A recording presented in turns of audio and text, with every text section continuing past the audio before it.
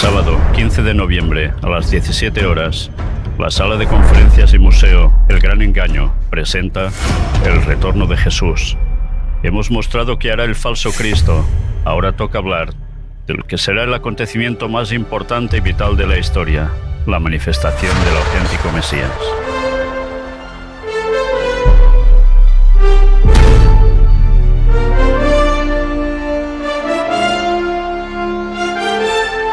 Lo que nunca te contarán en las noticias.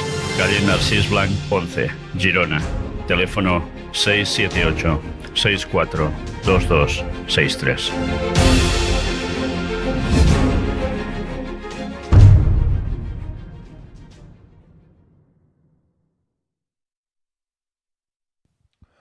Bona tarda, benvinguts a tots. Bienvenidos a esta nueva conferencia. Bueno, la verdad es que estamos ante una de las conferencias más importantes de vuestras vidas. Hasta ahora hemos estado viendo pues cómo se está gestando la falsa o la venida del falso Mesías, cómo se estaba gestando ese gran engaño, y ahora vamos a tener la oportunidad de conocer la realidad del asunto, o sea, cuál es el original, qué es a lo que Satanás quiere imitar. Pero antes pues vais a estar viendo una serie de luces, de imágenes, de sonido que nos va a preparar para poder entrar pues ya con la mente a tono para lo que se va a explicar. Buenas tardes.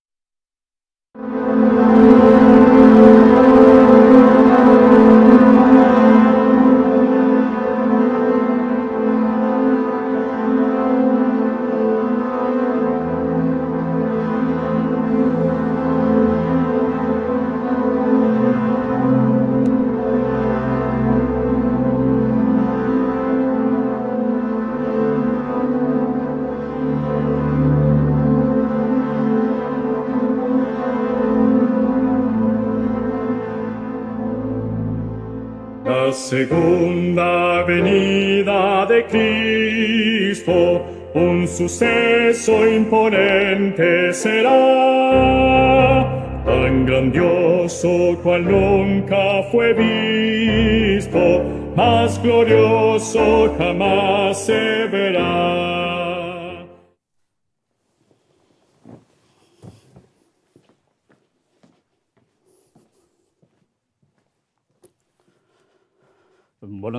Buenas tardes a todos.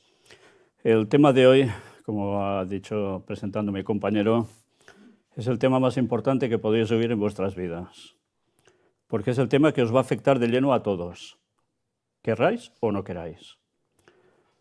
Tiene que ver directamente con el retorno de Jesús. Vimos lo que hará el falso Mesías cuando aparezca. Hoy vamos a ver mucho más, pero de lo realmente mejor que nos puede llegar a pasar. Bueno, mejor para algunos, para muchos otros no. Y veréis que tiene que ver directamente, precisamente, con este retorno de Jesús. Hoy vamos a tener una conferencia dividida en dos partes, hoy mismo, si aguantáis, porque va a ser extensa, donde primero vamos a ver unos análisis de textos bíblicos que hablan de esas profecías del retorno de Jesús que, por desgracia, muchísima gente desconoce. Se habla de profetas como Nostradamus y todos los que queráis, pero de los profetas bíblicos, de los profetas que verdaderamente escribieron cosas que acontecieron y que siguen aconteciendo y que acontecerán, de eso se habla poco. Pues hoy vamos a ver esos textos. Pero también vamos a ver escritos de esa profetisa, Ellen White, que cada cosa que escribió, desde luego, lo clavó al 100%. ¿Y por qué? Porque era una profetisa auténtica del Señor. Están muy atentos hoy porque son horas para dormir, ya lo sé, pero quien se duerma quizás se va a dormir también en la segunda venida de Cristo. Vamos a ver, ante todo, esto. Profecías sobre la segunda venida de Jesús muchos siglos antes de que naciera. Pero muchos siglos. Mirad, para situarnos y para poner en contexto, para que os deis cuenta de cómo estas conferencias van ligándose una tras otra, volvemos a un texto del cual ya tratamos en profundidad. El profeta Daniel, en versículos del 44 y 45 del capítulo 2, donde había el sueño de esa estatua del rey de Babilonia, Nabucodonosor, allí mostró todo lo que iba a acontecer, ya os lo mostramos también nosotros, y en estos textos llegaba a decir esto: y en los días de estos reyes, el Dios del cielo levantará un reino que no será jamás destruido, ni será el reino dejado a otro pueblo. Desmenuzará y consumirá a todos estos reinos, pero él permanecerá para siempre. De la manera que viste que del monte fue cortada una piedra, no con mano, la cual desmenuzó el hierro, el bronce, el barro, la plata y el oro. El gran Dios ha mostrado al rey lo que ha de acontecer en lo porvenir, y el sueño es verdadero y fiel su interpretación. Ya vimos que esto ya anunciaba con gran anticipación que después de un periodo muy concreto de la historia, de nuestra historia, los días actuales, precisamente va a suceder esto, el retorno de Cristo, el reino de Dios. Pero veremos cómo se va a producir todo esto. Y, desde luego, no vamos a quedar indiferentes. Empezamos por esa primera profecía donde nos habla del retorno de Cristo. Y que, por desgracia, cuando leemos esto en nuestro idioma, en idioma español, da igual si es en nuestro el catalán o es en francés o el que queráis, no lo leemos exactamente como aparece en el texto en hebreo. Ya sabéis, el Antiguo Testamento fue escrito en hebreo. Y la Biblia, en general, empieza con este texto, Génesis 1:1. Esto lo escribió Moisés. En el principio creó Dios los cielos y la tierra. Y ahora si os digo, ¿dónde veis aquí la segunda venida de Jesús? Diréis, en ningún sitio.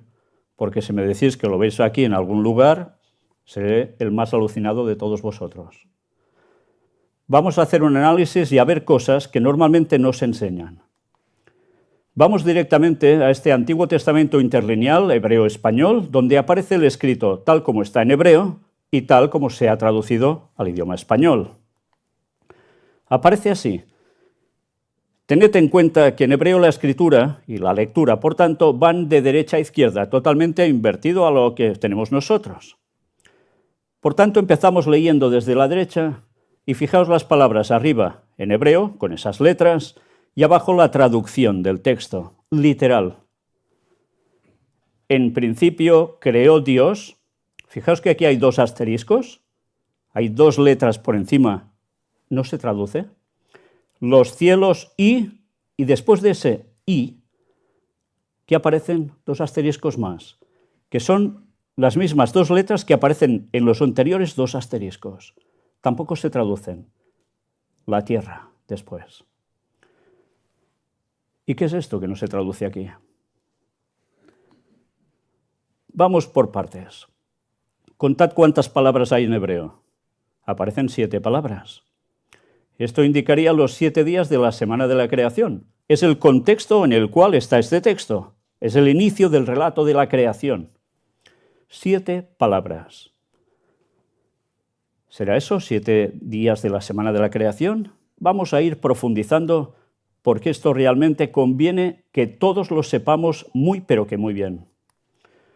Mirad el texto. Génesis 2, el capítulo siguiente, versículos del 1 a 3 dice: Fueron pues acabados los cielos y la tierra y todo el ejército de ellos, y acabó Dios en el día séptimo la obra que hizo, y reposó el día séptimo de toda la obra que hizo.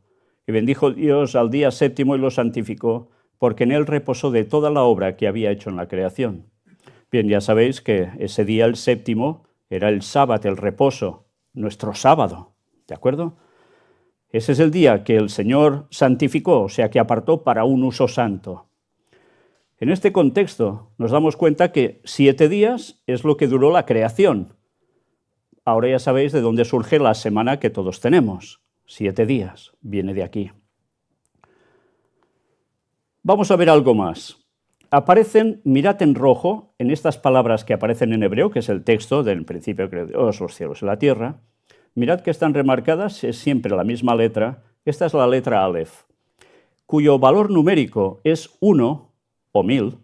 está presente 6 veces en el primer versículo, aludiendo a los 6 días de la creación y una equivalencia a 6 milenios de historia.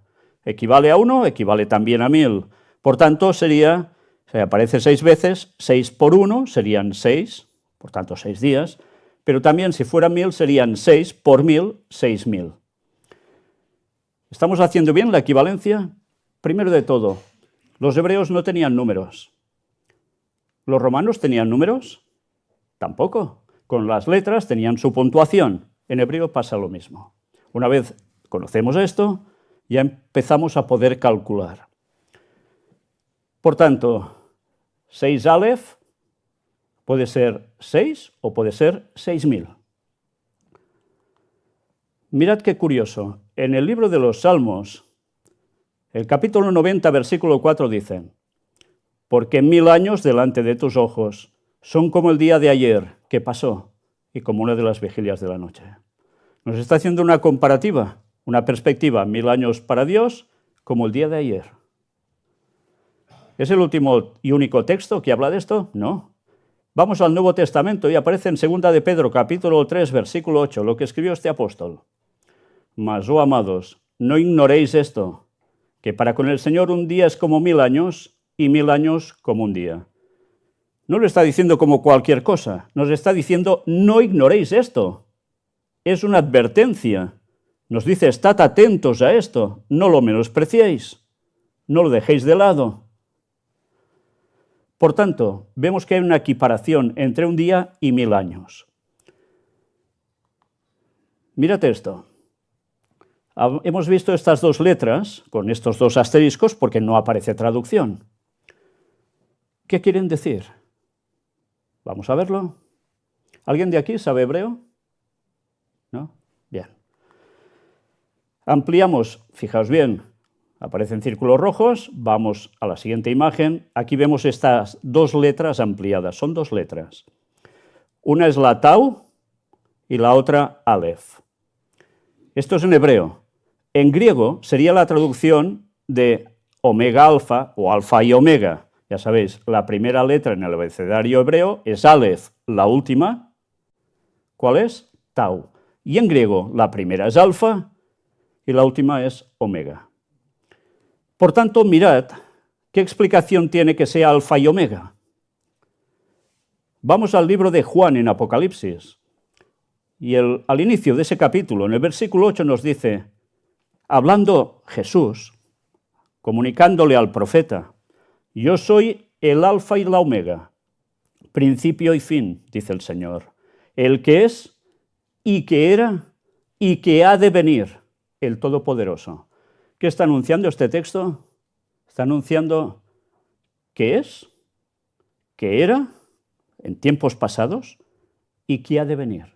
Por tanto, que es eterno, pero además que ha de venir. Aquí había venido, aquí había resucitado, aquí se le muestra a Juan, el libro de Apocalipsis, se le revela todo y le está diciendo también que ha de venir.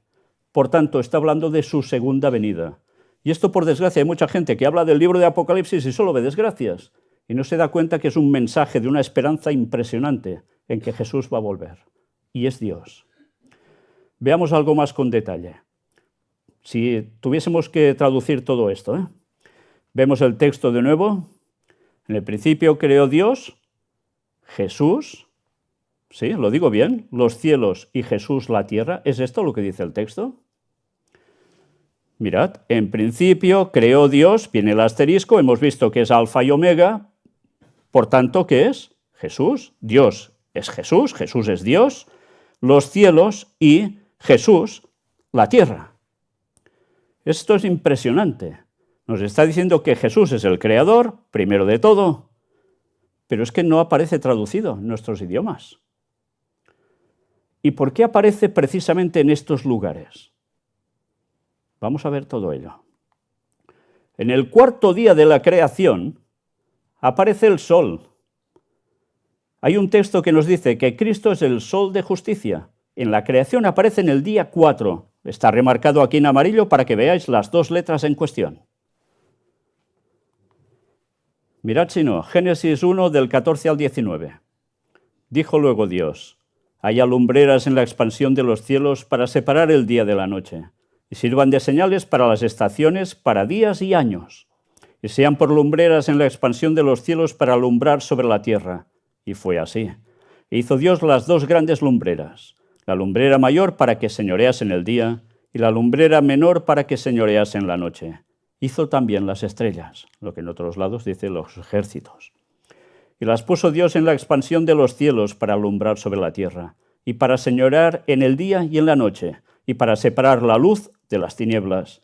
Y vio Dios que era bueno, y fue la tarde y la mañana el día cuarto. Por tanto, en el cuarto día aparece el sol. ¿Y habéis visto en el texto donde aparece en el 4 el sol? Y digo algo más, Malaquías 4:2, el último de los libros del Antiguo Testamento, 400 años antes de Jesús. El pueblo se queda sin profetas, pero él escribe: mas a vosotros los que teméis mi nombre, nacerá el sol de justicia, y en sus alas traerá salvación, y saldréis y saltaréis como becerros de la manada. Felices, felices. El sol de justicia es Cristo. Por tanto, fijémonos cómo hay una equivalencia. En el 4, que sería el año 4000, aparece el Mesías. ¿Es cierto? Sí, es histórico. Pero es que fijaos, en el 6 se repite de nuevo, se repiten estas dos letras. En el 6, 6000, es su segunda manifestación. Ese texto nos habla de la primera y la segunda venida de Jesús. No me digáis que esto es impresionante. Pues sí, ya me lo podéis decir, es impresionante. Un resumen, para que os quede más claro. En Génesis 1:1 teníamos 7 palabras indicando los 7 días de la semana de la creación. La letra Aleph es usada 6 veces en Génesis 1:1. 6 por 1000 igual a 6000, lo que indica un periodo de 6000 años de historia. Génesis 1:1 también predice el periodo de tiempo de los 7000 años del hombre, 7 palabras hebreas representando 7 días o 7000 años. Fijaos, como la semana, tiene 7 días, igual. Esto nos enseña que Jesús es, y seguirá siendo, la Aleph Tau desde el principio, o Alfa y Omega, pero manifestado después de 4000 años como el Mesías, el sol de justicia. La Aleph Tau es la cuarta palabra en el cuarto día de los 4000 años después de la creación. Aleph Tau aparece también en la sexta palabra en el sexto día, indicando su segunda venida a los 6000 años. Y ahora, automáticamente, ¿uno en qué piensa? Si apareció hace unos 2000 años, 6000 años, ostras, ¿dónde os va llevando esto? Tiempo al tiempo. Una vez más, 6 más 1 igual a 7. Esto lo sabe cualquiera, ¿no? Semana igual, la semana de la creación, a semana milenial. Una semana de 1000 años cada milenio, sí, cada día 1000 años. El sábado hemos visto que es el sábado, el reposo, equivaldría a todo un milenio completo de reposo. O sea, esto sería al final de los 6 días. En el séptimo día, en el otro año, después del 6000, contando milenios. Por tanto, la profecía nos está diciendo que habrá un reposo de 1000 años. ¿Llevamos 6000 años de qué? De pecado, de desgracias, de muertes, de lo que queráis. ¿Nadie de aquí ha estado enfermo nunca? ¿Puede levantar la mano a alguien que ha estado enfermo alguna vez en su vida? Todos, supongo que todos, ¿no? Pues eso se va a acabar. Habrá reposo. Ahora quizá pensaréis, bueno, es que reposo quiere decir que aquí no va a quedar títere con cabeza, todos muertos. Entonces reposáis. Bueno, eso será para algunos, para muchos, pero eso lo iremos viendo. Pero el reposo va a ser otra cosa. El reposo era de las obras. Eso lo hemos de tener presente. Vamos a ver más profecías. Y creo que ha quedado claro que el primer día, mejor dicho, el primer texto de la Biblia ya nos habla de la primera venida y la segunda venida de Jesús. Y tantísima gente que es cristiana y no sabe eso. No saben eso. Mirad, otras profecías. Salmo 96:13. y estad atentos a cómo se conjugan los verbos. Ya sabéis, pasado, presente, futuro. Mirad qué llega a decir. Esto es antes del nacimiento de Cristo, en la época del rey David. Delante de Jehová que vino, porque vino a juzgar la tierra. Juzgará al mundo con justicia y a los pueblos con su verdad. ¿Está anunciando la segunda venida de Cristo? Sí, porque dice que juzgará al mundo con justicia, aún no lo ha hecho, y a los pueblos con su verdad. ¿Pero os dais cuenta cómo utiliza el lenguaje el profeta? Delante de Jehová que vino. Ostras, pero si no vino aún no había nacido Jesús como el Mesías, pero ya está hablando como dándolo por hecho, ya vino, ya es pasado, el profeta ya ha visto que esto ha acontecido. Y además que vino a juzgar la tierra.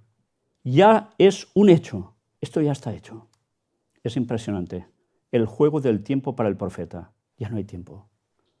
Esa línea del tiempo desaparece. Ya ve todo como ya habiendo acontecido. Mirad el Salmo 98, también el versículo 9. Delante de Jehová, porque vino a juzgar la tierra. Juzgará al mundo con justicia y a los pueblos con rectitud. Prácticamente repite lo mismo. ¿Os dais cuenta? El profeta, ¿qué visión tiene? Es impresionante. Dios está fuera del tiempo, totalmente. Cosas que para nosotros aún no han sucedido, para Él ya está todo visto. Esto nos debería hacer pensar y mucho. Isaías 25:9.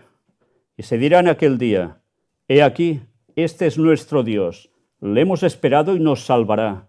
Este es Jehová a quien hemos esperado, nos gozaremos y nos alegraremos en su salvación.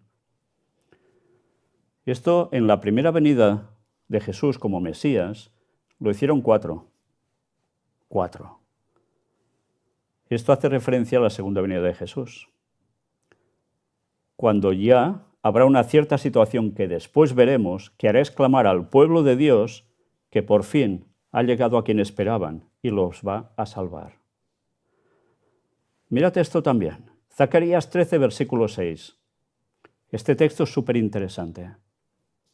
Y le preguntarán, ¿qué heridas son estas en tus manos? Y él responderá, con ellas fui herido en casa de mis amigos. ¿Sabéis de qué va este texto? Es una profecía mesiánica. Jesús sería traspasado en sus manos. ¿Fue crucificado Jesús? Sí, no atado, crucificado con clavos, atravesado. Pero ¿y esta conversación? ¿Cuándo se produce? Aquí Jesús aún no había nacido. No había nacido y aparece este texto, donde el profeta ve que le preguntan a Jesús, ¿y estas heridas en tus manos qué son? Y Jesús responde, con ellas fui herido en casa de mis amigos. ¿Cuáles eran los amigos de Jesús? Su pueblo, los judíos. Allí fue herido así, asesinado. Pero ¿cómo tiene esta conversación? ¿Cuándo se produce esto? Pues esto es un texto que da grandes esperanzas a personas que jamás han oído hablar de Jesús en su vida y que han muerto. Porque en el último tiempo todo el mundo habrá oído hablar de Jesús. Todo el mundo. Pero hasta ese entonces hay mucha gente que ha muerto, no ha oído hablar de Jesús, pero fijaos que pueden hablar con Jesús y preguntarle incluso esto. Desconocen qué le pasó. Esta gente son salvos de todas las épocas, de gente que no conoció hablar nunca de Jesús. Y Dios los salva porque serán juzgados según su conciencia. Hicieron las cosas bien. Sí, no solo se van a salvar los cristianos, Hay gente en su ignorancia que habrá hecho las cosas bien. Y estos serán hijos de Dios también. Dicho esto, ahora algo que también mucha gente desconoce. Se habla mucho de Jesús, que si fue un hippie, que si fue un adelantado a su época, que si era muy buena persona, que si hacía grandes enseñanzas. Pero es que hay unas enseñanzas de Jesús que mucha gente no narra. Las profecías de Jesús sobre su propia segunda venida. Él habló, estando en la tierra, de que volvería. ¿Habéis oído eso por todas partes? Lo habéis oído en muchos programas de radio y de televisión, ¿verdad que no? Incluso en iglesias muchas veces. Pues vamos a verlas. Libro de Mateo, capítulo 16, versículo 27. Es Jesús el que está hablando, ¿eh? Y se refiere a él mismo. Porque el Hijo del Hombre vendrá en la gloria de su Padre con sus ángeles, y entonces pagará a cada uno conforme a sus obras. Por tanto, dice Jesús, que es el Hijo del Hombre, vendrá en la gloria de su Padre con sus ángeles. Por tanto, vendrá el Padre y los ángeles. El cielo quedará vacío, vienen en su segunda venida, y entonces pagará a cada uno conforme a sus obras. O sea que algunos van a recibir, y nunca mejor dicho, recibir. Pero aún pasarán más cosas, ¿eh? Otros, en cambio, recibirán buenas cosas. Mateo 23, 39. Porque os digo que desde ahora no me veréis, hasta que digáis, bendito el que viene en el nombre del Señor. Aquí también estaba hablando a la gente de su tiempo, y les dijo, no me veréis, me voy. Y así fue, murió, resucitó, se fue. Pero él mismo advirtió, bendito el que viene en el nombre del Señor. Esto exclamarán algunos, porque él está diciendo que volverá. Vamos a un texto más. Mateo 25, del 31 en adelante. Cuando el Hijo del Hombre venga en su gloria, y todos los santos ángeles con él, dice todos, no unos cuantos, todos, entonces se sentará en su trono de gloria. Y serán reunidas delante de él todas las naciones. Y apartará los unos de los otros como aparta el pastor las ovejas de los cabritos. Y pondrá las ovejas a su derecha y los cabritos a su izquierda. Entonces el rey dirá a los de su derecha, venid, benditos de mi Padre, heredad el reino preparado para vosotros desde la fundación del mundo. Porque tuve hambre y me disteis de comer, tuve sed y me disteis de beber, fui forastero y me recogisteis. Estuve desnudo y me cubristeis, enfermo y me visitasteis, en la cárcel y vinisteis a mí. Entonces los justos le responderán diciendo, Señor, ¿cuándo te vimos hambriento y te sustentamos, o sediento y te dimos de beber? ¿Y cuándo te vimos forastero y te recogimos, o desnudo y te cubrimos? ¿O cuándo te vimos enfermo o en la cárcel y vinimos a ti? Y respondiendo el rey, en mayúsculas, Jesús, les dirá, de cierto os digo que en cuanto lo hicisteis a uno de estos mis hermanos más pequeños, a mí lo hicisteis. Entonces dirá también a los de la izquierda, apartaos de mí, malditos, al fuego eterno preparado para el diablo y sus ángeles. Porque tuve hambre y no me disteis de comer, tuve sed y no me disteis de beber, fui forastero y no me recogisteis, estuve desnudo y no me cubristeis, enfermo y en la cárcel y no me visitasteis. Entonces también ellos responderán diciendo, Señor, ¿cuándo te vimos hambriento, sediento, forastero, desnudo, enfermo o en la cárcel y no te servimos? Entonces les responderá diciendo, de cierto os digo que en cuanto no lo hicisteis a uno de estos más pequeños, tampoco a mí lo hicisteis. E irán estos al castigo eterno y los justos a la vida eterna. Pondrá a todos en su sitio. Algunos quizás cuando leéis esto podéis pensar, entonces quiere decir que fuego eterno, castigo eterno, ¿estarán esta gente condenada a sufrir por la eternidad quemándose, como explica la Iglesia Católica, en el infierno? Que ahora ya van diciendo que eso no es así, que es una conducta, una cuestión mental, no sé qué, separados de Dios. No, no está diciendo esto. Algún día hablaremos sobre esta cuestión. Eran los resultados que serían eternos, no que eso no se apagaría así tal cual. Es otra historia, pero ya lo veremos en su momento. Pero lo que sí queda claro es que a esto se les acabó para siempre. Para siempre. Los justos, vida eterna. Bien, aquí cada uno debe decidir qué prefiere. Si morir por siempre, chamuscadillo, también es cierto, o la vida eterna. Y la vida eterna sin nada de lo malo que os podáis llegar a pasar en esta vida. Un texto más, Mateo 24, versículos 30 y 31. Entonces aparecerá la señal del Hijo del Hombre en el cielo, y entonces lamentarán todas las tribus de la tierra, y verán al Hijo del Hombre viniendo sobre las nubes del cielo con poder y gran gloria. Y enviará a sus ángeles con gran voz de trompeta, y juntarán a sus escogidos de los cuatro vientos, desde un extremo del cielo hasta el otro. Palabras de Jesús. Anuncia su segunda venida. Y dice cómo vendrá. ¿Os habéis fijado? Sobre las nubes del cielo. O sea, vendrá desde arriba. Claro, mucha gente cuando se habla de las nubes del cielo, automáticamente piensa que viene en una nubecilla tal cual. Luego veremos si esta nubecilla tal cual es nubecilla o es otra cosa. Y más habiendo visto todo el tema de fenómeno ovni. Pero vendrá, ya veis, con un poder y gran gloria. Los ángeles dice que son los que juntan a los suyos, a sus escogidos, por toda la tierra. Esto es lo que va a acontecer en la segunda venida. Dice que aparecerá la señal del Hijo del Hombre en el cielo. ¿Qué intentará imitar Satanás? Lo vimos en la conferencia anterior. Algo va a hacer para simular lo más parecido posible a eso, pero no lo podrá hacer exactamente igual. Mateo 26, del 26 al 29 nos dice: y mientras comían, tomó Jesús el pan y bendijo y lo partió, y dio a sus discípulos y dijo: tomad, comed, esto es mi cuerpo. Y tomando la copa y habiendo dado gracias, les dio, diciendo: bebed de ella todos, porque esto es mi sangre del nuevo pacto que por muchos es derramada para remisión de los pecados. Era la simbología de lo que moriría él en la cruz, vertería su sangre, pues es esto. Y os digo que desde ahora no beberé más de este fruto de la vid, hasta aquel día en que lo beba nuevo con vosotros en el reino de mi Padre.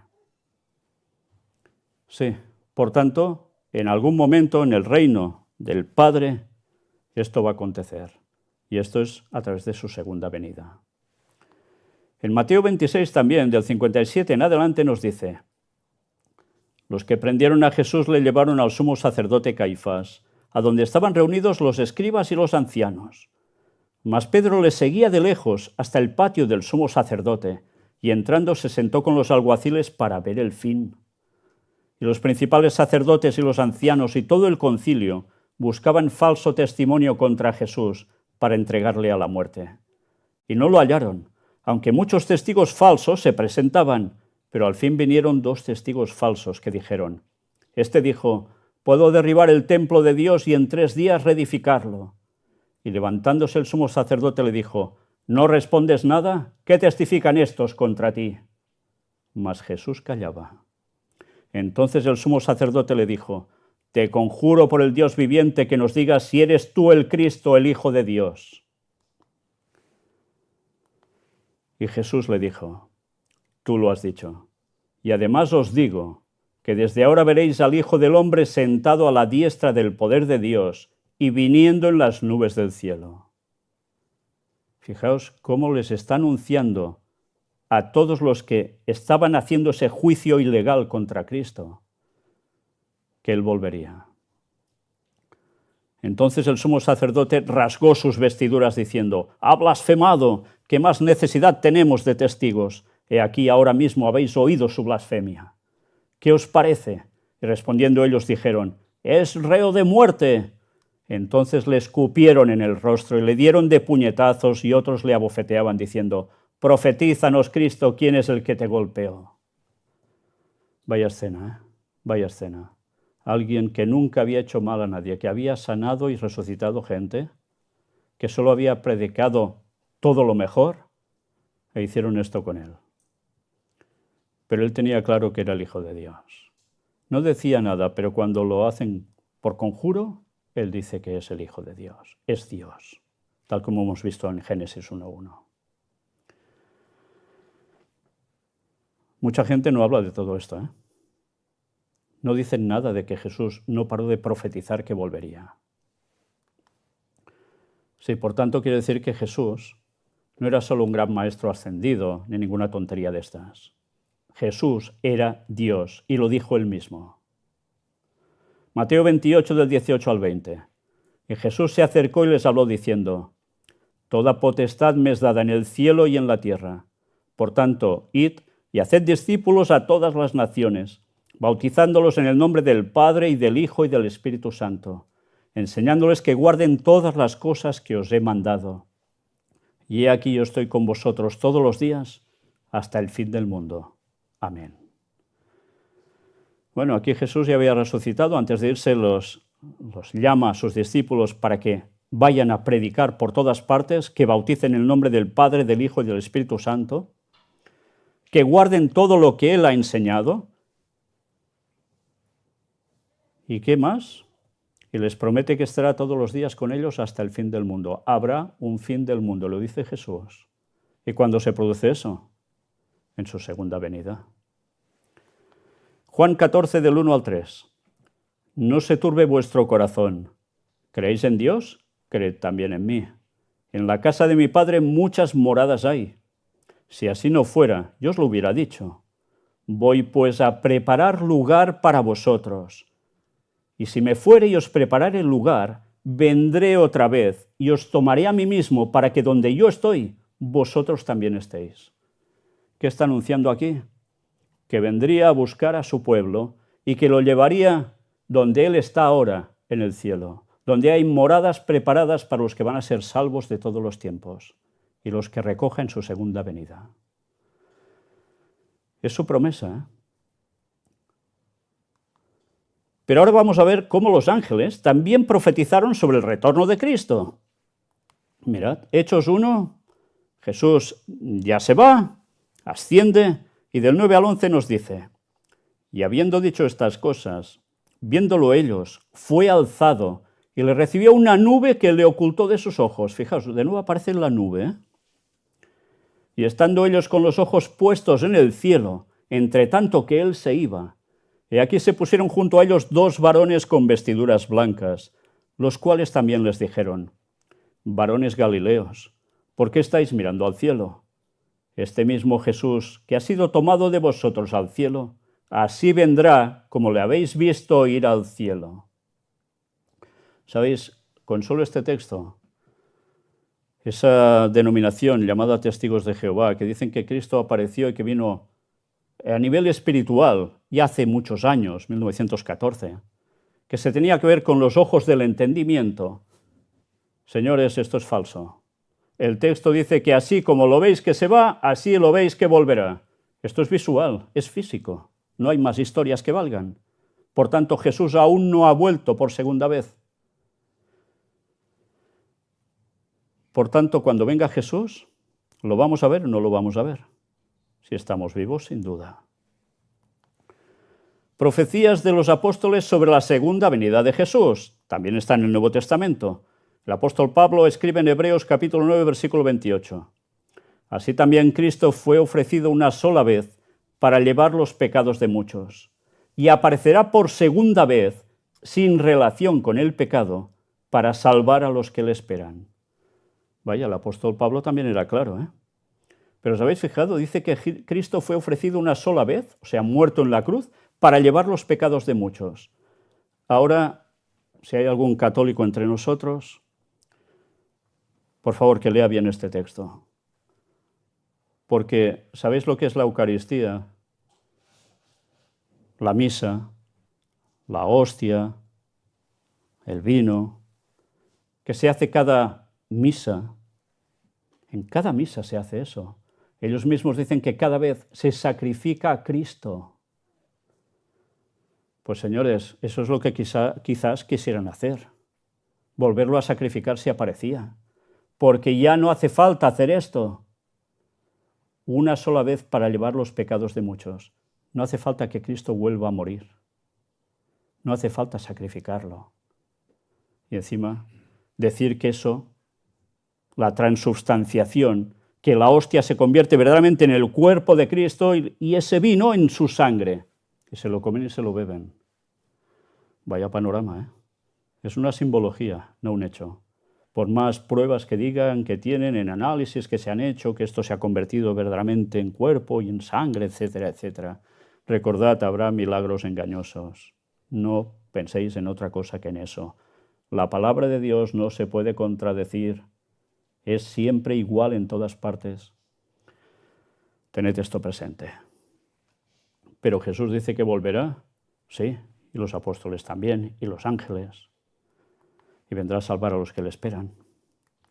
Primera de Tesalonicenses, capítulo 4, versículos 16 y 17. De nuevo el apóstol Pablo escribe: porque el Señor mismo, con voz de mando, con voz de arcángel y con trompeta de Dios, descenderá del cielo, y los muertos en Cristo resucitarán primero. El Señor mismo con voz de mando, con voz de arcángel y con trompeta de Dios. ¿Es otro o es Él? El arcángel dice que es Él. Luego nosotros los que vivimos, los que hayamos quedado, seremos arrebatados juntamente con ellos en las nubes para recibir al Señor en el aire, y así estaremos siempre con el Señor. Pensad en la conferencia anterior. ¿Satanás qué haría? Pondría sus pies en tierra, andará entre la gente, hará cosas, dirá cosas, y luego veremos qué es lo que hará y dirá. Aquí nos dice que Cristo pone sus pies en el suelo en su segunda venida. No. Dice, nosotros los que vivimos, podéis ser cualquiera de vosotros, porque esto ya veréis cuándo va a pasar, los que hayamos quedado, seremos arrebatados juntamente con ellos. ¿Con quiénes son con ellos? Con los que van a resucitar de todas las épocas, oyendo precisamente la voz de Dios, de Cristo. ¿Y qué va a suceder? Serán arrebatados juntamente con ellos en las nubes para recibir al Señor en el aire. No aquí en el suelo y hola, ¿qué tal? No, no. Arrebatados en el aire. Jesús no pisará el suelo. Y así estaremos siempre con el Señor. ¿Queríais saber la gran diferencia entre la venida del falso Mesías, de Satanás haciéndose pasar por Jesús, y el auténtico? Es esta. Jesús no pisará el suelo. Satanás sí. Se parecerán en todo, prácticamente en todo, pero no harán lo mismo. Ahora ya sabéis la advertencia, o conocemos los escritos tal cual, o estamos perdidos. No perdáis el tiempo leyendo tonterías. Id al grano, os estáis jugando la vida eterna. Judas, casi uno de los últimos libros de la Biblia, un apóstol de Jesús, no Judas Iscariote, el otro Judas. Es un libro que solo tiene un capítulo, en versículos 14-15 dice, y atención a esto, antes hemos visto ese extraño lenguaje de los tiempos verbales, de si es antes, después, todo, cómo es. Fijaos lo que llega a decir. De estos también profetizó Enoc, séptimo desde Adán, o sea, la séptima generación de Adán nació Enoc, diciendo, he aquí, vino el Señor con sus santas decenas de millares. ¿Cómo está hablando? Ya dándolo por hecho. Vino el Señor para hacer juicio contra todos y dejar convictos a todos los impíos de todas sus obras impías que han hecho impíamente y de todas las cosas duras que los pecadores impíos han hablado contra él. Resulta que Enoc, un antediluviano, ya estaba hablando del retorno de Cristo, su segunda venida. No me digáis que es impresionante. Bueno, ¿y ahora esto cuándo va a suceder? Ya lo veremos, Una vez más vamos al texto de Apocalipsis 1, versículos 7 y 8. El apóstol Juan, desterrado en la isla de Patmos, recibe la visión, la revelación, el Apocalipsis, que significa revelación, o revelación significa Apocalipsis, y escribe esto. He aquí que viene con las nubes. Lo dice en plural, con las nubes. Ya no dice solo con la nube, las nubes. Y todo ojo le verá. Y los que le traspasaron, y todos los linajes de la tierra harán lamentación por él. Sí, amén. Me detengo aquí. Y todo ojo le verá.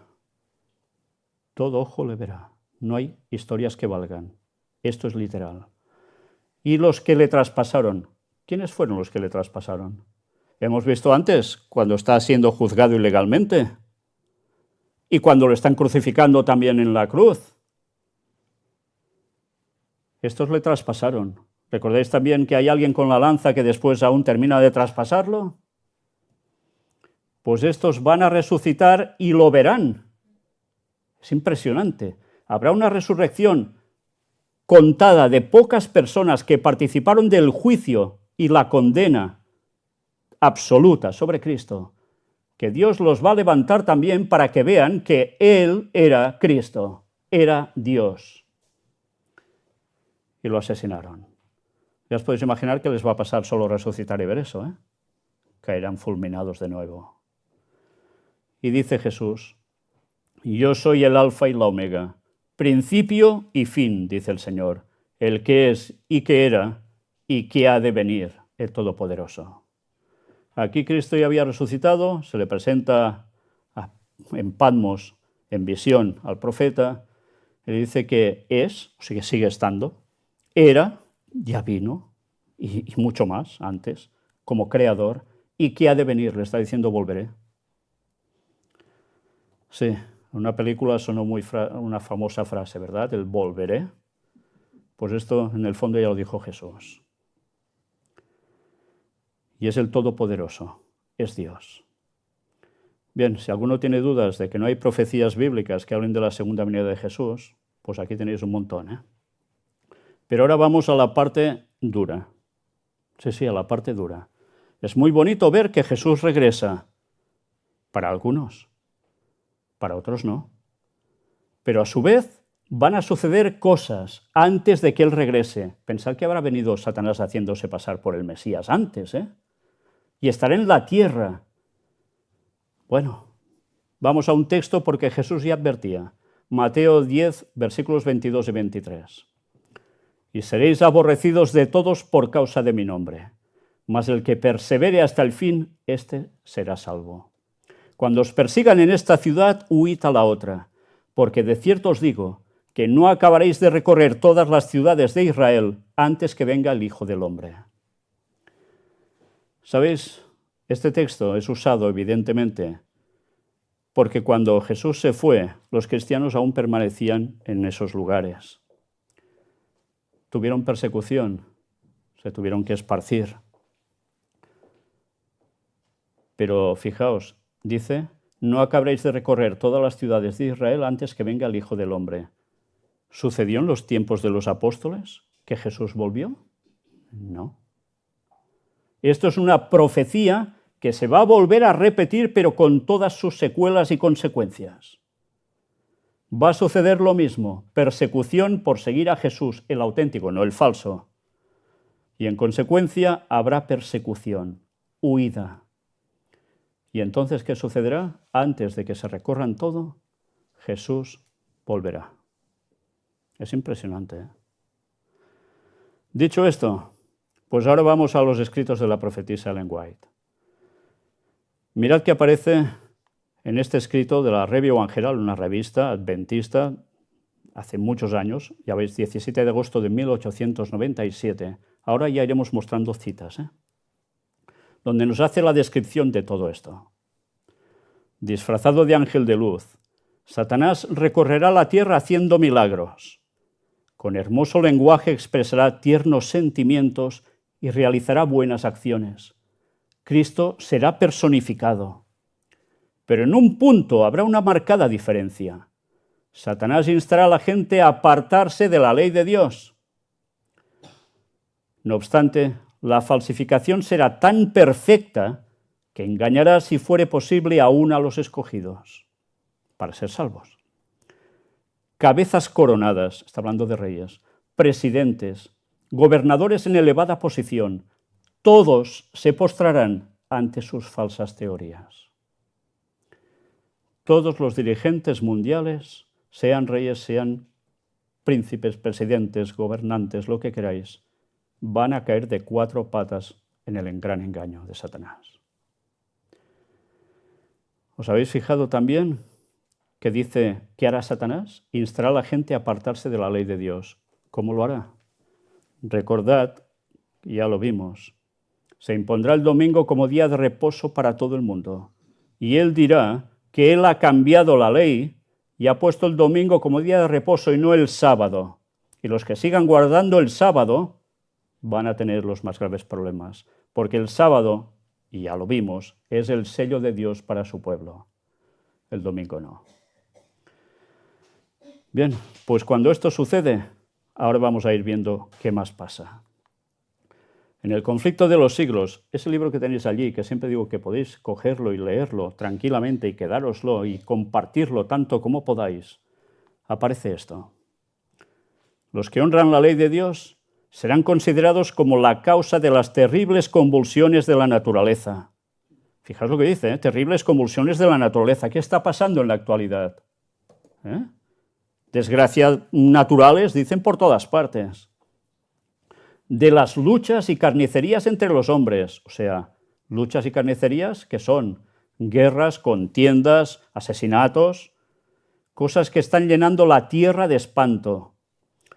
Debido a que el sábado se habrá convertido en el punto especial de controversia en toda la cristiandad, y las autoridades religiosas y seculares se habrán combinado para imponer la observancia del domingo, la persistente negativa de una pequeña minoría a ceder a la exigencia popular hará que esta minoría sea objeto de execración universal. Se insistirá en que no se debe tolerar a los pocos que se oponen a una institución eclesiástica y a una ley estatal, irán de la mano, que es mejor que sufran ellos a que naciones enteras se vean sumidas en la confusión y la anarquía. Impresionante, ¿eh? ¿Qué quiere decir esto? ¿Que va a haber qué? Estado y religión de la mano, lo que ya se está produciendo a punto en Estados Unidos. Y va a pasar lo mismo en toda la cristiandad, ¿eh?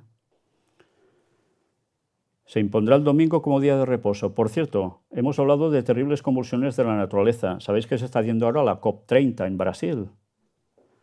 Ya sabéis que se está culpando a que no se está haciendo las cosas bien y por eso pasa lo que pasa.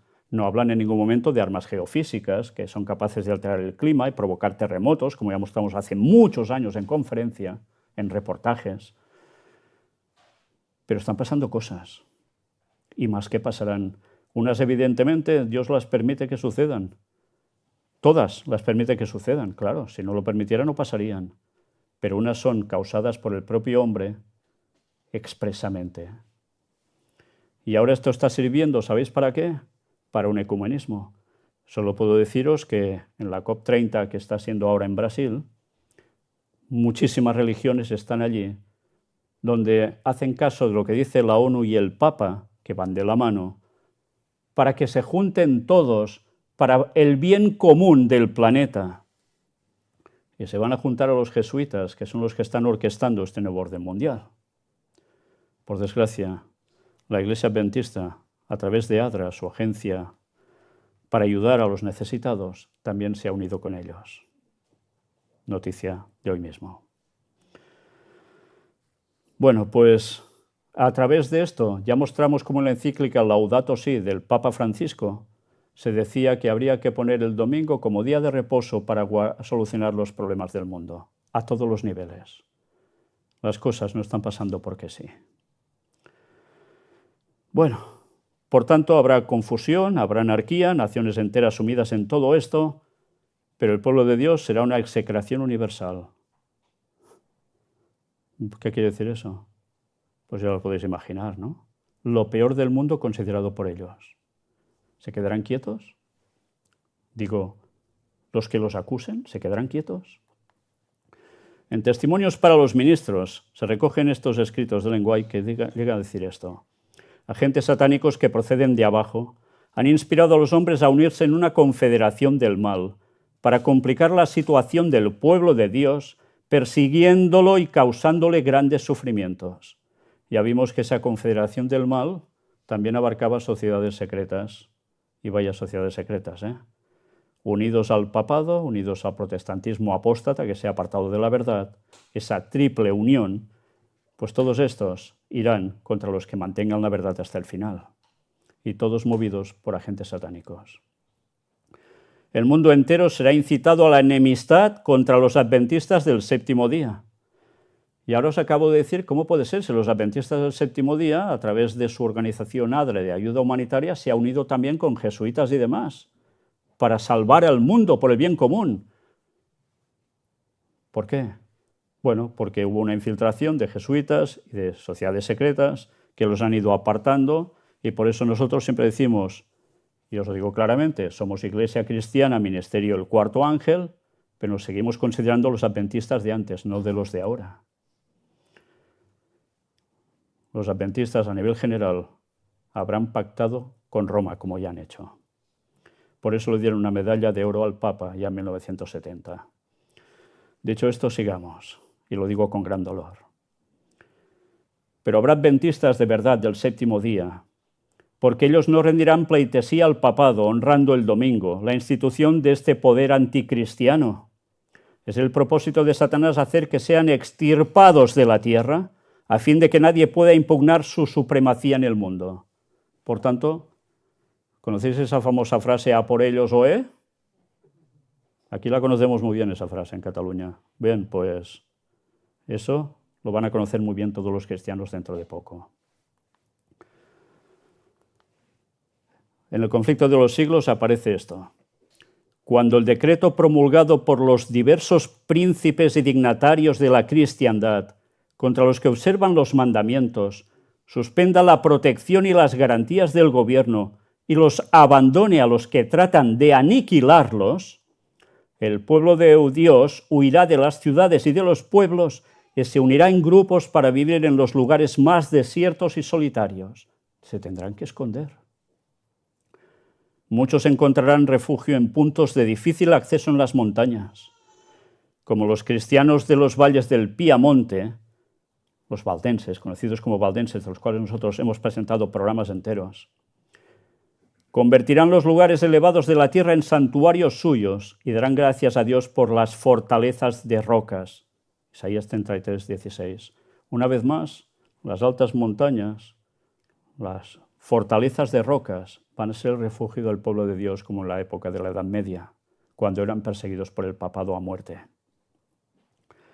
Pero muchos seres humanos de todas las naciones y de todas clases, grandes y pequeños, ricos y pobres, negros y blancos, serán arrojados en la más injusta y cruel servidumbre. Por tanto, muchos serán atrapados. Los amados de Dios pasarán días penosos, encadenados, encerrados en cárceles, sentenciados a muerte, algunos abandonados adrede para morir de hambre y sed en sombríos y repugnantes calabozos. Ningún oído humano escuchará sus lamentos, ninguna mano humana se aprontará a socorrerlos. Nadie. ¿Olvidará el Señor a su pueblo en esa hora de prueba? ¿Olvidó acaso al fiel Noé cuando sus juicios cayeron sobre el mundo antediluviano? No, no lo olvidó. Hemos estado en el arca de Noé. Hemos estado allí. Y ahí tenéis la prueba. No lo olvidó a Noé. ¿Olvidó acaso a Lot cuando cayó fuego del cielo para consumir las ciudades de la llanura? No. Y ahí tenemos el azufre que cayó en esas zonas. Lot fue librado. ¿Se olvidó de José cuando estaba rodeado de idólatras en Egipto? ¿O de Elías cuando el juramento de Jezabel le amenazaba con la suerte de los profetas de Baal? ¿Se olvidó de Jeremías en el oscuro y húmedo pozo en donde había sido echado? ¿Se olvidó acaso de los 3 jóvenes en el horno ardiente o de Daniel en el foso de los leones? Sión empero ha dicho, me ha abandonado Jehová y el Señor se ha olvidado de mí. ¿Se olvidará acaso la mujer de su niño mamante, de modo que no tenga compasión del hijo de sus entrañas? Aún las tales le pueden olvidar, mas no me olvidaré yo de ti. He aquí que sobre las palmas de mis manos te traigo esculpida. Isaías 49, versículos del 14 al 16. Estas son palabras de Jesús. ¿Qué lleva esculpido en las manos Jesús? A su pueblo, a su iglesia, su auténtica iglesia, sí. ¿Pero qué tiene en las manos Jesús? ¿Qué conserva en las manos Jesús? Sus heridas de los clavos. Jesús aún las tendrá. Ya hemos visto lo que va a suceder cuando le preguntarán por esas heridas. Siempre las tendrá para que sepamos lo que costó nuestra salvación, muriendo por nosotros siendo inocente. Y esto era profecía. Jesús aún no había nacido y hablaba de que sus manos estarían así. El Señor de los ejércitos ha dicho, aquel que os toca a vosotros, le toca a él en la niña de su ojo. Zacarías 2:8. Por tanto, quiere decir que hará justicia. Sigue diciendo en el conflicto de los siglos también, el mundo ha rechazado su misericordia, despreciado su amor y pisoteado su ley. Los impíos han dejado concluir su tiempo de gracia, o sea, el tiempo para cambiar. El Espíritu de Dios, al que se opusieran obstinadamente, acabó por apartarse de ellos. No querían seguir a Dios, el Espíritu Santo, el Espíritu de Dios, se aparta de ellos. desamparados ya de la gracia divina, están a merced de Satanás, el cual sumirá entonces a los habitantes de la tierra en una gran tribulación final. ¿Pensáis que solo va a pasar mal el pueblo de Dios, que sea fiel? Todo el mundo lo va a pasar fatal, porque Satanás estará haciendo de todo. Mirad qué dice Apocalipsis 6, del 14 al 17. Y el cielo se desvaneció como un pergamino que se enrolla. Fijaos bien, ¿eh? Pensad en cómo se producirá eso. Y el cielo se desvaneció como un pergamino que se enrolla. Y todo monte y toda isla se removió de su lugar. Y los reyes de la tierra, y los grandes, los ricos, los capitanes, los poderosos, y todo siervo y todo libre, se escondieron en las cuevas y entre las peñas de los montes. Y decían a los montes y a las peñas: caed sobre nosotros y escondednos del rostro de aquel que está sentado en el trono y de la ira del Cordero. Sentado en el trono el Padre, y en la ira del Cordero, Cordero es Jesús. Porque el gran día de su ira ha llegado, ¿y quién podrá sostenerse en pie? Estos son los perseguidores del pueblo de Dios, los que habrán ido a por ellos, ¿Y qué va a suceder? Que luego serán ellos los que pedirán. ¿Dónde estará el pueblo de Dios? Escondido en cuevas entre las peñas de los montes. ¿Y quién se va a entrar allí para salvarse de la venida de Cristo? Ellos. ¿Sabéis qué significa esto? Que mientras unos salen felices porque vuelve Cristo, los otros entran asustados y pidiendo que todo se les derrumbe para no ver a Cristo, porque saben lo que les va a pasar. Vamos a ver ahora partes de la segunda venida, la resurrección de los muertos y la traslación al cielo. Sí. Y estad atentos porque ahora hay textos impresionantes. En Primeros Escritos, que es lo primero que tuvo ella en visión, dice: Dios escogió la medianoche para libertar a su pueblo. Mientras los malvados se burlaban en derredor de ellos, apareció de pronto el sol con toda su refulgencia y la luna se paró. Los impíos se asombraron de aquel espectáculo, al paso que los santos contemplaban con solemne júbilo aquella señal de su liberación. A la medianoche pasa esto, Y ahora diréis, bueno, pero la medianoche será en la parte occidental o oriental y luego en la otra. Recordad, como mostramos ya, Jesús pasará un día recogiendo a los suyos alrededor de la tierra. Por tanto, será medianoche en todas partes cuando Él vaya recogiendo a los suyos.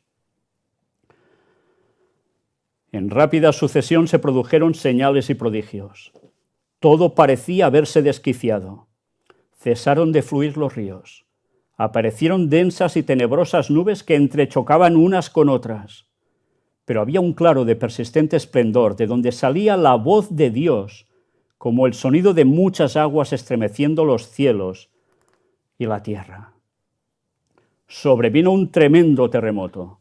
Abriéronse los sepulcros, y los que habían muerto teniendo fe en el mensaje del tercer ángel y guardando el sábado, se levantaron, glorificados, de sus polvorientos lechos para escuchar el pacto de paz que Dios iba a hacer con quienes habían observado su ley. ¿Y qué es esto del mensaje del tercer ángel? Pues son las personas que, como nosotros hemos estado predicando, lo hicieron ellos también, pero que ahora están muertos, predicando sobre la segunda venida de Cristo y sobre el sábado, y que murieron antes de que esto aconteciera. Es como si ahora vosotros creéis esto y os morís y Cristo aún no ha venido. Vais a resucitar en ese momento.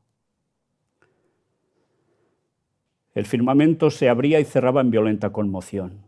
Las montañas se agitaban como cañas batidas por el viento, arrojando peñascos por todo el derredor. El mar hervía como una caldera y lanzaba piedras a la tierra. Mira, como con el diluvio. Impresionante, ¿eh? Al declarar Dios el día y la hora de la venida de Jesús, ¿qué dice? Ha hablado de que se oía la voz de Dios. Dice, al declarar Dios el día y la hora de la venida de Jesús, está diciendo el año el mes. ¿Está diciendo eso? Está diciendo día y hora. ¿Y por qué? Porque el otro ya se sabrá. Y he de deciros, una vez más, que eso ya se conoce. Y hoy lo vais a ver. Al declarar Dios el día y la hora de la venida de Jesús y conferir el sempiterno pacto a su pueblo, pronunciaba una frase y se detenía, mientras las palabras de la frase retumbaban por toda la tierra. El Israel de Dios, no está hablando de la nación de Israel, sino el pueblo auténtico de Dios, permanecía con la mirada fija en lo alto, escuchando las palabras según iban saliendo de labios de Jehová y retumbaban por toda la tierra con el estruendo de horrísonos truenos. Era un espectáculo pavorosamente solemne. Al final de cada frase, los santos exclamaban, o sea, los que iban a ser salvos, ¡Gloria, aleluya! Estaban sus semblantes iluminados por la gloria de Dios y refulgían como el rostro de Moisés al bajar del Sinaí, donde estuvimos nosotros, donde le dieron a él las tablas. Bajó reluciente, se tenía que tapar hasta la cara porque no podían ni mirarlo, de haber estado en contacto con Dios. Esto les va a pasar también a ellos. Los malvados no podían mirarlos porque los ofuscaba el resplandor. Y cuando Dios derramó la sempiterna bendición sobre quienes le habían honrado santificando el sábado, resonó un potente grito de victoria sobre la bestia y su imagen. La bestia, ya vimos, es el papado, que seguirá mandando hasta el final. Y su imagen, ¿quién ha hecho la imagen de la bestia? Lo que hará Estados Unidos, coligados con el papado. Entonces comenzó el jubileo durante el cual debía descansar la tierra. ¿Entendemos ahora lo del 6+1 y el sábado como reposo, como descanso? El jubileo. Vi que los piadosos esclavos se alzaban triunfantes y victoriosos, quebrantando las cadenas que los oprimían, mientras sus malvados amos quedaban confusos y sin saber qué hacer, porque los impíos no podían comprender las palabras que emitía la voz de Dios. Solo oían truenos, no entendían nada, y era la voz de Dios. ¿Pero os dais cuenta qué pasa con otros? Son liberados de sus cadenas. Habrá esclavitud para el pueblo de Dios también. Pronto apareció la gran nube blanca. Fijaos lo que dice, la gran nube blanca, sobre la que venía sentado el Hijo del Hombre, o sea, Cristo. Al vislumbrarse a la distancia, parecía muy pequeña. Recordad, todo oscuro, medianoche, pasa lo del sol, la luna, y ve, aparece esto. El ángel dijo que era la señal del Hijo del Hombre. Cuando se acercó a la tierra, pudimos contemplar la excelsa gloria y majestad de Jesús al avanzar como vencedor. Fijaos, ella lo está describiendo como viéndolo. Lo está viendo todo, como si ya estuviera allí. Una vez más, impresionante lo de los profetas de Dios. Una comitiva de santos ángeles, ceñidos de brillantes coronas, le escoltaban en su camino. No hay lenguaje capaz de describir la magnificencia esplendorosa del espectáculo.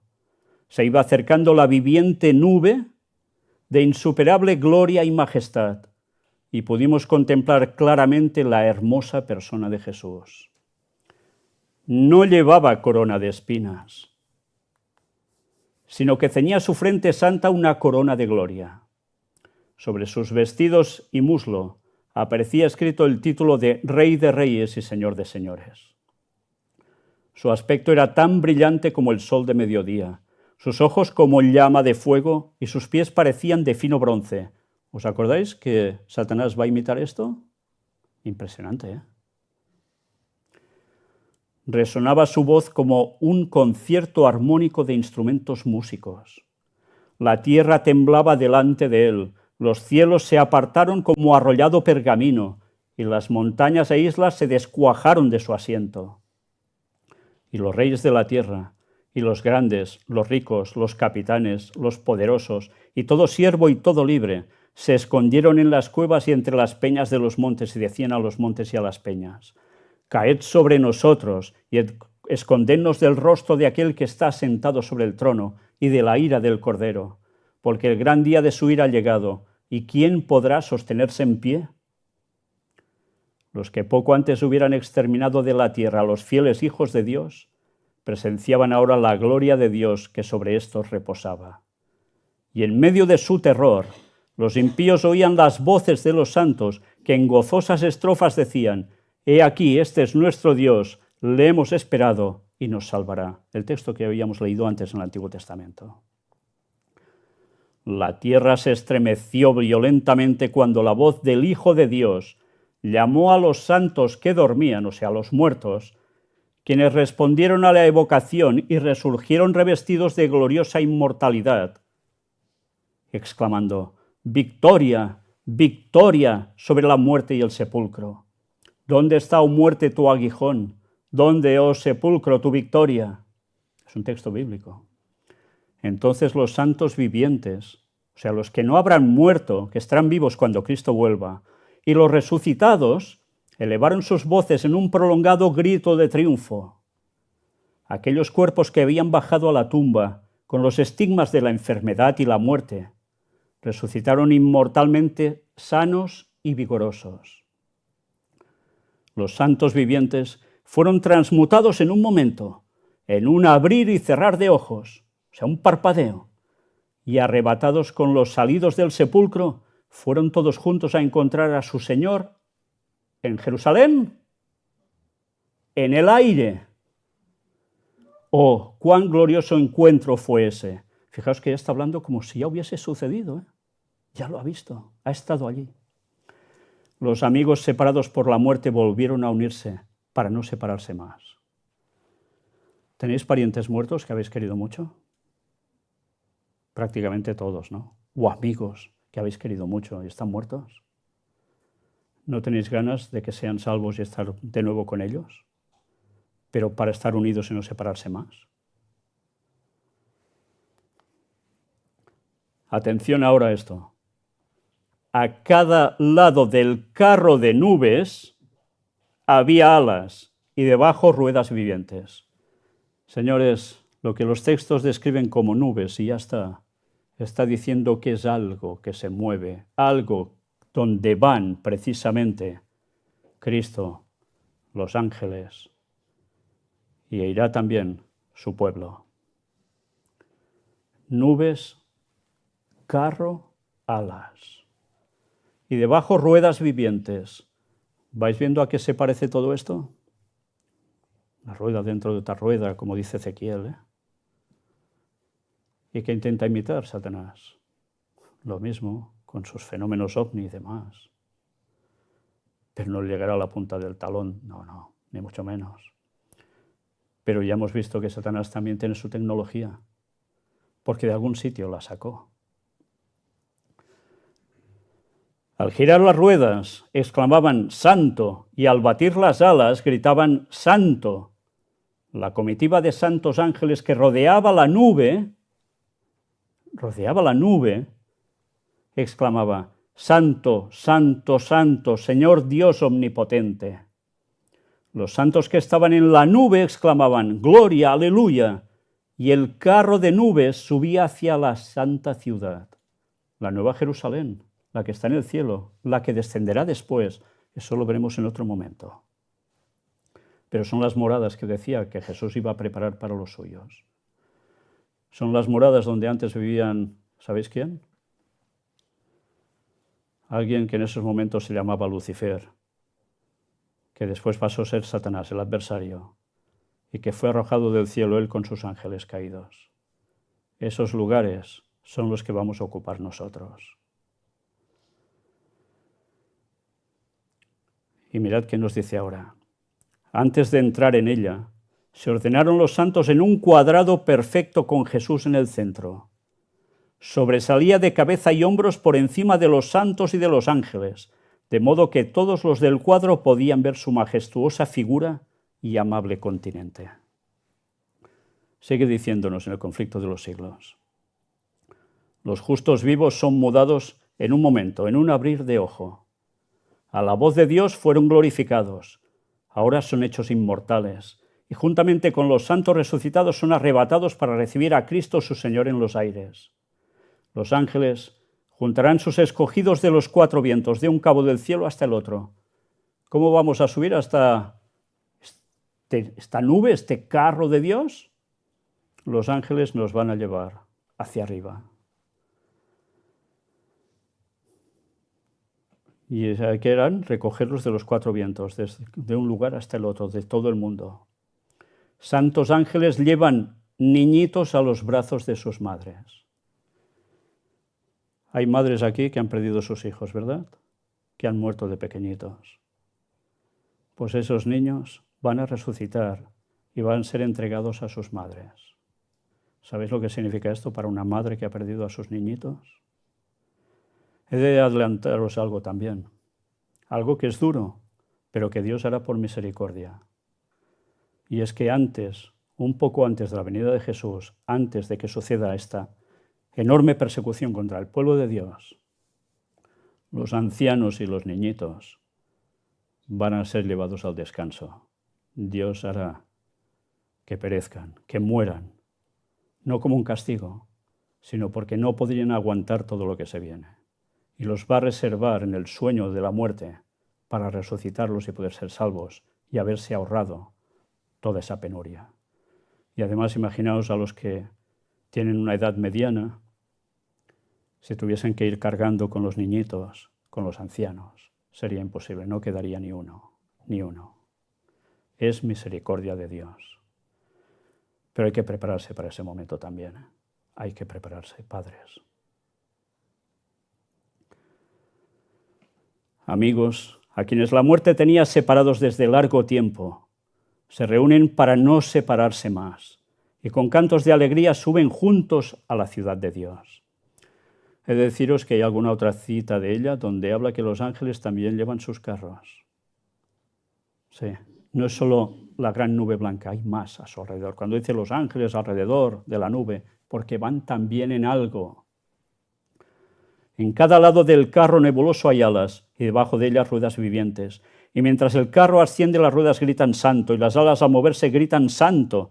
Y el cortejo de los ángeles exclama, santo, santo, santo es el Señor Dios el Todopoderoso. Y los redimidos exclaman, aleluya, mientras el carro se adelanta hacia la nueva Jerusalén. ¿Y sabéis qué están predicando la mayor parte de iglesias cristianas? Que cuando venga el Mesías, habrá un templo en la tierra, el tercer templo de Jerusalén, y todos irán a adorar allí, y que en la tierra habrá paz por 1000 años, porque estará reinando Cristo. ¿Sí? Pues ya han caído en el gran engaño de Satanás. Porque Satanás va a hacer eso durante un tiempo, y la gente picará el anzuelo por las malas interpretaciones proféticas. O sabemos eso, o estamos realmente perdidos. La nueva Jerusalén está en el cielo. Ya bajará ya, pero no ahora. En Eventos del Tiempo Final, un libro de recopilación de escritos suyos, nos dice, Cristo viene pronto, o antes incluso. Necesitamos vivir muy cerca de Jesús para discernir lo auténtico de lo espurio. Cristo viene pronto. ¿Lo encontrará preparado y esperándolo? Las lámparas nupciales deben mantenerse adornadas y ardiendo. Las ruedas de su carroza se han demorado por su gran longanimidad hacia nosotros. Está hablando del carro de Dios. Pues no desea que nadie perezca, sino que todos procedan al arrepentimiento y tengan vida eterna. Oh, tarda mucho el Señor en venir, tarda mucho, no viene nunca. Lo está haciendo por longanimidad hacia nosotros, para que demos el paso para ser salvos. No quiere la perdición de la gente, pero a la gente le gusta perderse. Las ruedas de su carroza se han demorado por su gran longanimidad hacia nosotros, pues no desea que nadie perezca, sino que todos procedan al arrepentimiento y tengan vida eterna. Cuando estemos con los redimidos, en pie sobre el mar de vidrio, describe es un mar de vidrio, con las arpas de Dios y las coronas de gloria, y estemos frente a una eternidad inconmensurable, veremos entonces cuán corto fue el tiempo de angustia y de espera. ¿Cómo cambiará la perspectiva? Aquí vivimos 70, 80 años, algunos como la señora que murió esta semana de 112 años, una señora catalana precisamente, 112 años, nos parece una barbaridad, ¿eh? Pero también muere. Y todo ese tiempo para nosotros de espera y de angustia por problemas y todo nos parece larguísimo. Cuando seamos eternos nos va a parecer de risa todo. Qué poco, diremos, nos ha costado el cielo. Ahora una amonestación. En Testimonios para los Ministros aparece lo siguiente. Los peligros de los últimos días están sobre nosotros. Y en nuestro trabajo hemos de amonestar a la gente acerca del peligro en que está. No se dejen sin tratar las solemnes escenas que la profecía ha revelado. Si nuestros hermanos estuvieran despiertos, aunque fuera a medias, si se dieran cuenta de la cercanía de los sucesos descritos en el Apocalipsis, se realizaría una reforma en nuestras iglesias y muchos más creerían el mensaje. No tenemos tiempo que perder. Dios nos pide que velemos por las almas como quienes han de dar cuenta. Por eso os decimos esto, porque queremos vuestra salvación. Y ojalá todos nos pusiéramos en sintonía con Dios para reflejar en nuestro carácter el suyo. Más gente creería. Pero hay que dar este mensaje. Y ahora sabéis, en muchas iglesias no se quiere hablar ni de profecía. Sí, tristemente. Porque asustan, las profecías asustan. Claro, pues cuando venga todo lo que venga, vaya gracia les va a hacer, porque encima van a caer de 4 patas en el engaño. ¿Pero habéis visto el mensaje? Es de salvación, de vida eterna. No es de perdición. Se va a perder quien quiera, pero Dios quiere la salvación de todos. Y ahora una advertencia. En 1 Tesalonicenses capítulo 5, versículos de 2 al 4, el apóstol Pablo escribe, y atención porque ahora viene el plato fuerte, porque vosotros sabéis perfectamente que el día del Señor, o sea, su segunda venida, vendrá así como ladrón en la noche. ¿Os esperáis al ladrón en la noche? No, por eso va de noche. Que cuando digan paz y seguridad, entonces vendrá sobre ellos destrucción repentina como los dolores a la mujer encinta y no escaparán. Paz y seguridad. Id mirando las declaraciones políticas y veréis cuántos no han dicho últimamente paz y seguridad. Hasta la ONU tiene un apartado especial que se llama paz y seguridad. Entrad en su página, podéis comprobarlo. Pues el gran momento en que dirán paz y seguridad, sobre todo cuando venga Satanás haciéndose pasar por Cristo. Mas vosotros, hermanos, no estáis en tinieblas para que aquel día os sorprenda como ladrón. Esta es la clave. ¿Sabéis? Hay muchos cristianos que dicen, no se puede saber cuándo vendrá el Señor. Y ahora veréis los textos en los que se basan. No se puede saber. Y quien diga algo de eso es un falso profeta, es un no sé qué, es un no sé cuánto. A la gente le sorprenderá como ladrón en la noche. Pero ¿y al pueblo de Dios? Mas a vosotros, hermanos, no estáis en tinieblas para que aquel día os sorprenda como ladrón. Por tanto, conocemos. No nos puede sorprender. No hay excusa que valga, que vendrá por sorpresa para todos. Mentira cochina. No va a ser así, solo para los que hayan despreciado el momento de su venida. En 2 de Pedro 3, el apóstol Pedro precisamente escribe en versículos del 9 y 10, el Señor no retarda su promesa, según algunos la tienen por tardanza, sino que es paciente para con nosotros, no queriendo que ninguno perezca, sino que todos procedan al arrepentimiento. Pero el día del Señor vendrá como ladrón en la noche, en el cual los cielos pasarán con gran estruendo, y los elementos ardiendo serán deshechos. Fijaos qué descripción, ¿eh? Y la tierra y las obras que en ella hay serán quemadas por la gloria de Dios, por su poder. Viene y sucede esto. Bueno, pues ahora gente que solo dice, vendrá como ladrón en la noche, por tanto, no lo podemos saber. ¿Y habéis visto que escribía el apóstol Pablo? Mas vosotros, hermanos, no estáis en tinieblas para que ese día os sorprenda como ladrón. Hay que leerlo todo enterito. No podemos sacar un cacho y nos quedamos con eso, porque nos interesa. Mateo 24:36 y Marcos 13:32 son los dos textos que se utilizan para decir que no se puede saber cuándo vuelve Cristo. Y son estos. Pero del día y la hora nadie sabe, ni aun los ángeles de los cielos, sino solo mi Padre. Y esto lo dice Jesús. Por tanto, los ángeles no lo saben. ¿Y quién más no lo sabe? Jesús. Jesús no sabe cuándo regresa. Entonces Jesús no es Dios, porque Dios sabe todo. Marcos 13:32 dice, pero de aquel día y de la hora nadie sabe, ni aun los ángeles que están en el cielo, ni el Hijo, sino el Padre. Una vez más, el Hijo no es Dios. Entonces los testigos de Jehová tienen razón. Es un Dios menor, creado por Dios Padre, y es un Dios de segundas. No se entera de muchas cosas. A menos de esto no se entera. Pues esto es mentira. Es mentira absoluta.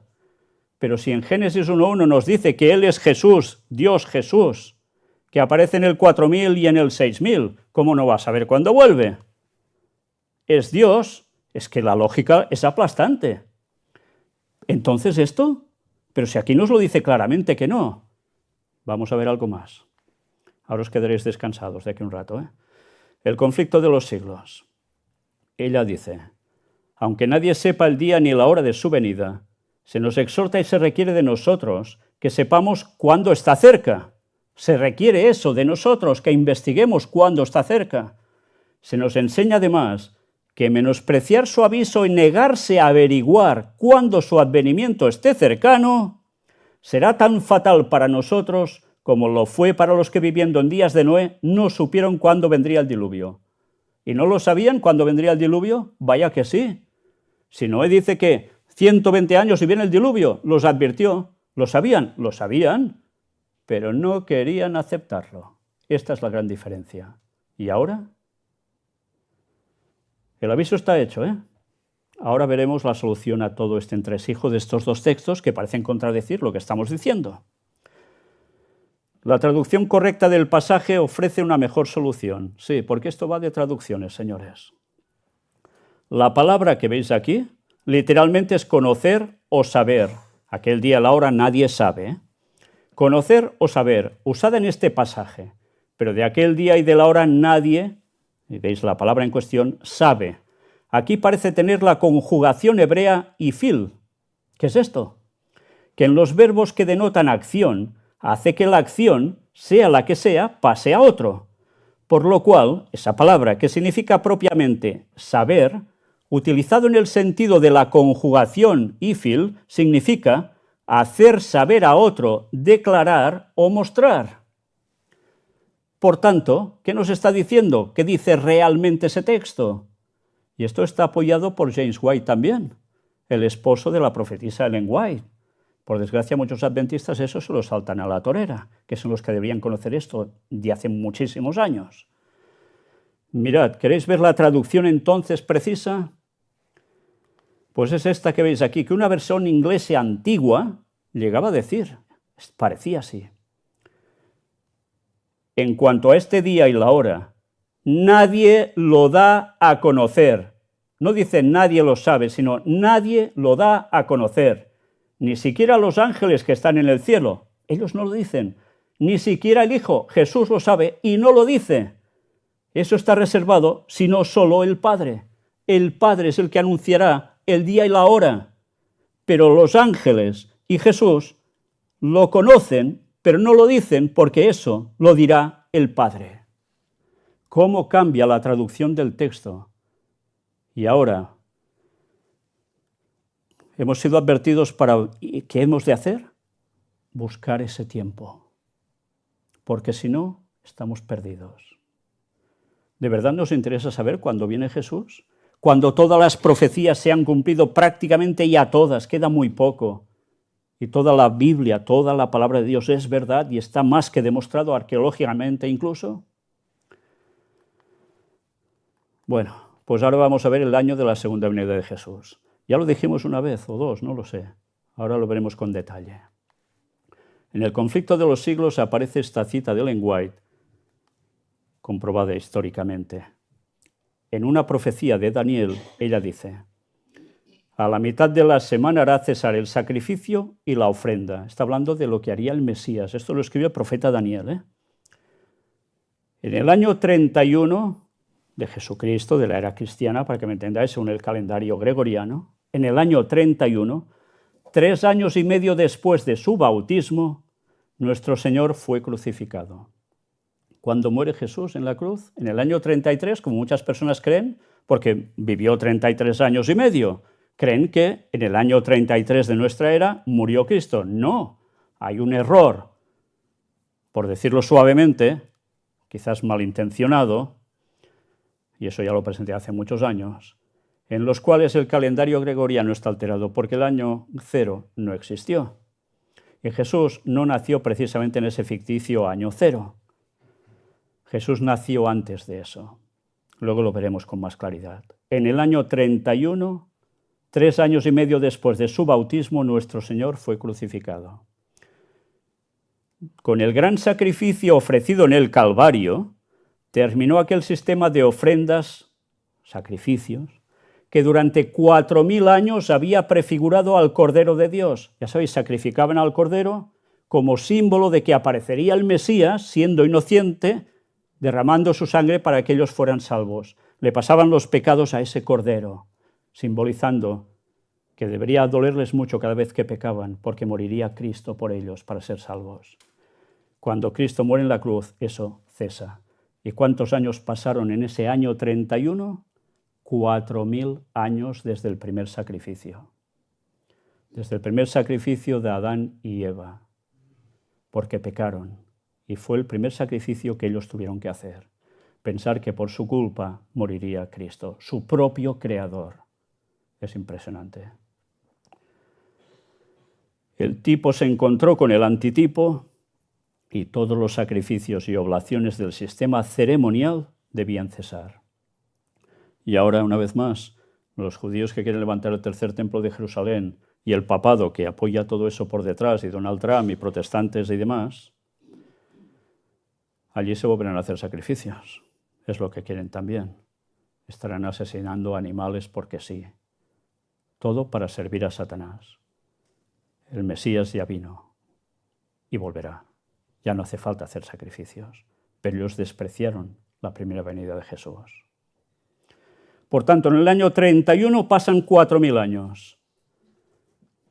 Bueno, para que lo tengáis claro, la cronología bíblica, si se va siguiendo en detalle, va hablando de generaciones, de años, cuando sucede esto o lo otro, nos habla de que en el año 4004 antes del Cristo hay la creación, en otoño.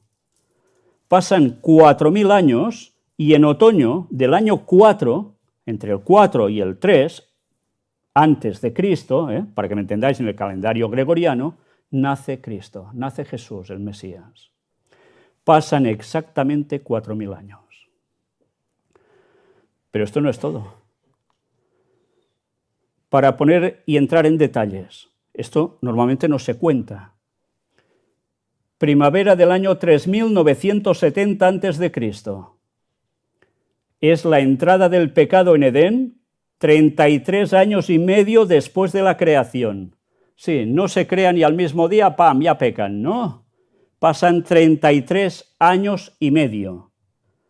¿Entendéis por qué a Jesús se le dice el segundo Adán? También esto. Vivió lo mismo que ellos sin pecar. Pero uno muere y no peca, y los otros pecan en ese momento. Y es necesario que Él siga ese patrón para dar salvación. En la primavera del año 31 hubo la crucifixión de Cristo, 33 años y medio después de su nacimiento. Bueno, esto nos aclara bastantes cosas, ¿eh?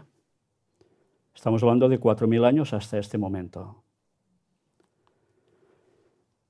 Ahora, un poco de matemáticas, niños, colegios, todos atentos, por favor, porque esto lo sabéis sumar todos.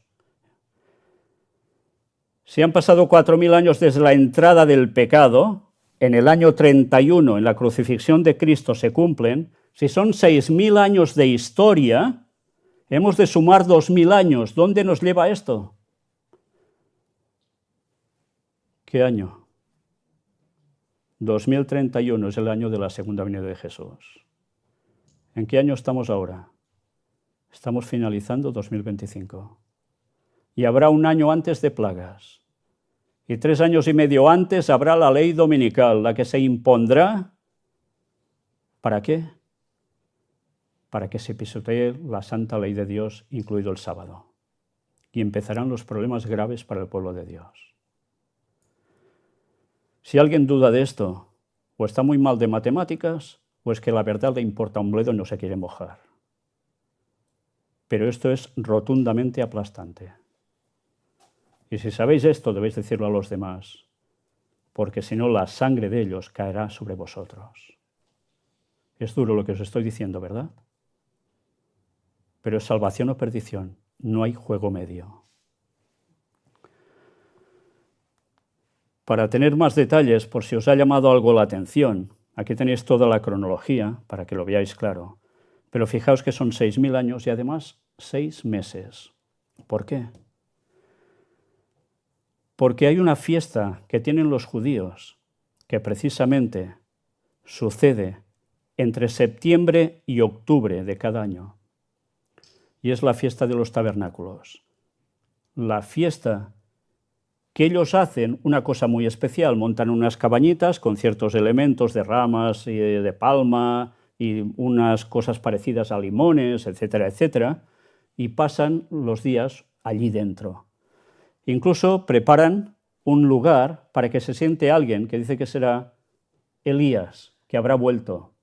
Estad atentos a lo que os digo, porque la semana que viene veremos algo de esto impresionante y que es un engaño satánico brutal, brutal y que debéis conocer. Esa fiesta de todas las de los judíos se han cumplido todas ya. Todas tenían su simbología y se han cumplido. Pero falta esta. Y esta es la que precisamente es la que celebra que el Mesías se encuentra con su pueblo y que son salvos, que están cobijados por su tabernáculo, por su tienda.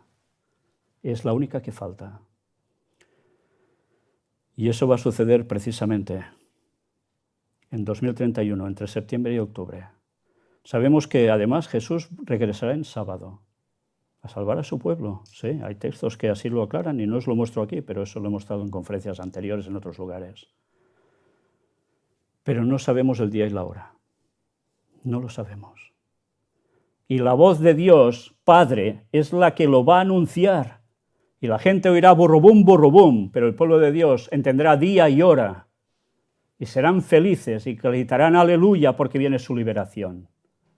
Ya no hará falta decir día y año, estarán en medio de las plagas, saben que es el último año. Solo hará falta saber el día y la hora, conocer el día y la hora, que Jesús no habrá revelado, que no habrán revelado los ángeles, aunque lo sepan, porque eso está reservado para Dios Padre. Pues bien, ahora depende de nosotros, que si alguno de vosotros quiere alegar algo en contra de esto, por favor que lo diga. Aquí hemos demostrado esto. Si alguien quiere otra cosa, puede decirlo. Por mí no hay problema. Pero está contradiciendo la palabra de Dios y los escritos inspirados de la profetisa del Señor. Vaya responsabilidad, ¿eh? ¿Creéis que el mundo es consciente que Cristo vuelve en el año 2031? El mundo no tiene ni idea. ¿Y de quién es culpa que no tengan idea? Pues del pueblo de Dios, que una vez saben, porque esto no se sabía hasta hace unos años atrás, hasta que Dios de repente quita la mano de los textos y te das cuenta de las cosas. Y ahora eso se sabe y se puede proclamar. Pero el pueblo de Dios en su mayoría, y estoy hablando especialmente de la Iglesia Adventista, no han querido saber de esto para nada. Y se están uniendo en ecumenismo al papado. Por desgracia. Por eso el Señor tuvo que levantar una pequeña iglesia que seguirá diciendo las cosas hasta el final y que cada vez más gente las conocerá. Y ahora vosotros ya las sabéis y también es responsabilidad vuestra. Entregaros a Dios, si queréis ser salvos, claro, si no, y darlo a conocer a los demás. Darlo a conocer. nunca mejor dicho. Yo me alegraría mucho, mucho. Y me pasó que me alegré mucho, mucho, aunque sentí una gran responsabilidad, cuando pude darme cuenta de que en el año 2031 Jesús regresaba. Regresará. Ahora debería decir, regresó, como los profetas ya de antaño, ¿no? Ya lo vieron. ¿Por qué? Porque yo también tengo a mis padres muertos, que murieron en la fe, sabiendo que Cristo volvía, no sabían cuándo, pero murieron. Y espero verlos en la resurrección. Y amigos, y enfermedades que hemos pasado todos a punto de morir, algunos, decídmelo a mí, más de una vez, 3, para ser exactos, a punto de morir, pero Dios me tiene aquí. ¿Y no queréis vosotros ser salvos? ¿No ver más muerte, no ver más dolor, separaciones? ¿No queréis estar con Cristo? Que es todo amor, estar con los ángeles, con gente que será buena, que te podrás fiar de todos en todo momento, porque nadie te la pegará por detrás. ¿No queréis ser felices así? Yo sé. Y para eso nos quedan, ¿cuántos años? Menos de 6 años. Menos de 6 años. Si Dios quiere, estaremos vivos para ese momento. Ahora toca hacer la voluntad de Dios. Y eso quiere decir empezar a hacer estudios bíblicos, conocer toda la verdad, bautizarse en el nombre del Padre, del Hijo y del Espíritu Santo y formar parte ya del pueblo de Dios. Porque no sabéis cuándo va a acabar vuestro tiempo, pero el tiempo de gracia se está acabando. Y ojalá nosotros no caigamos en los engaños satánicos y nos apartemos. Dicho esto, termino aquí para anunciaros la próxima conferencia. Ahora veréis la imagen. El próximo tema es este: los profetas del diable. Los profetas del diablo. Dissabte, 22 de novembre, a les 17 hores, la sala de conferències i museu El Gran Engany presenta Els profetes del diable. No tots els profetes i vidents tenen revelacions divines. La major part d'ells les reben de l'indret fosc. Només coneixent bé la veritat, no ens podran portar a la perdició.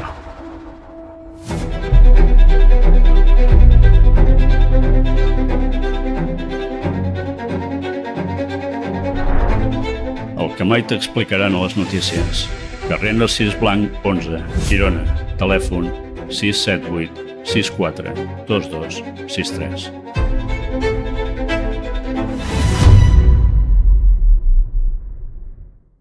Presentaremos, si Dios quiere, el sábado que viene. Tiene que ver con profetas del diablo, directamente, que hablan de cosas que tienen que ver con la segunda venida de Cristo. Y vais a ver qué forma de generar confusión con esos místicos y místicas católicos y otros, que vaya cosas llegan a decir y que realmente a veces se parecen mucho a la verdad, pero que por desgracia, por apartarse de los textos inspirados por Dios auténticos, se dejan gente llevar, y muchos, por estos falsos profetas. El próximo día lo veremos. Gracias.